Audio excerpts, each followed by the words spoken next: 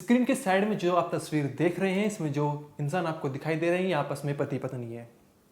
इन दोनों ने एक ऐसा स्कैम रचा जिसने सुना वो दंग रह गया। आपने बहुत सारे स्कैम और धोखाधड़ी के बारे में सुना होगा, लेकिन इस जोड़े ने जिस तरीके से स्कैम की साजिश रची और जितनी बड़ी रकम के लिए की, वो बहुत ही खौफनाक थी।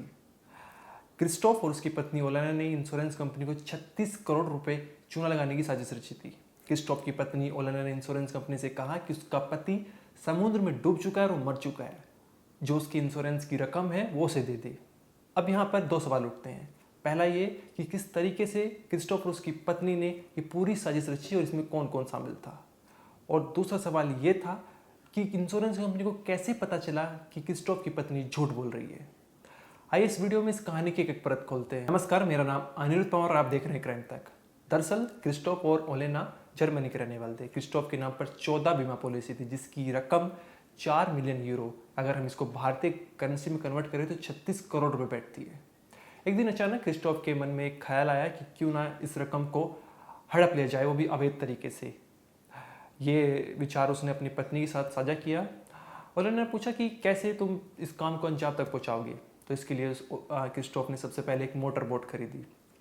उस मोटर बोट से वो कील से डेनमार्क जाने वाला था, जिसके लिए उसने एक डेनमार्क में के एक होटल में एडवांस बुकिंग करा ली थी एक रूम की।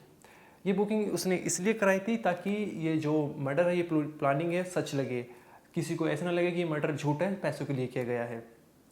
उसके बाद वो जब समुद्र में गया, बाल्टिक सी में, तो वहाँ पर बोट से वो दूसरी नाव में कूद गया डूबने से पहले बोट के, और फिर उस बोट के जरिए वो वापस आ गया और वहाँ से अपनी माँ के घर छिप गया। और उसकी प्लानिंग ये थी कि वो तब तक बाहर नहीं आएगा अपनी माँ के घर से जब तक इंश्योरेंस कंपनी उसकी रकम उसकी बीवी को ना दे दे। इसके बाद खबर फैल चुकी थी क्रिस्टोफ की मौत हो चुकी है। उसकी पत्नी ने इंश्योरेंस कंपनी से कहा कि मेरे पति की समुद्र में डूबकर मौत हो चुकी है और जो उसकी इंश्योरेंस की रकम है वो उसे दे दे। इसके बाद ये सुनकर थोड़ा इंश्योरेंस कंपनी को थोड़ा अटपटा लगा। उसने पुलिस को सूचना दी और जिसके बाद पुलिस ने जांच पड़ताल की तो पता चला कि ये एक फेक मर्डर है, ये सिर्फ पैसों के लिए किया गया है। इसके बाद पुलिस ने कोर्ट में मामला पहुंचाया तो ये मामला दरअसल 2019 का है और 2019 से ही सुनवाई चल रही थी। और हाल ही में कोर्ट ने दोनों को ही, पति पत्नी को, सज़ा सुना दी। क्रिस्टोफ को 3 साल 2 महीने की सज़ा सुनाई है और उसकी पत्नी को 2 साल की सज़ा सुनाई है।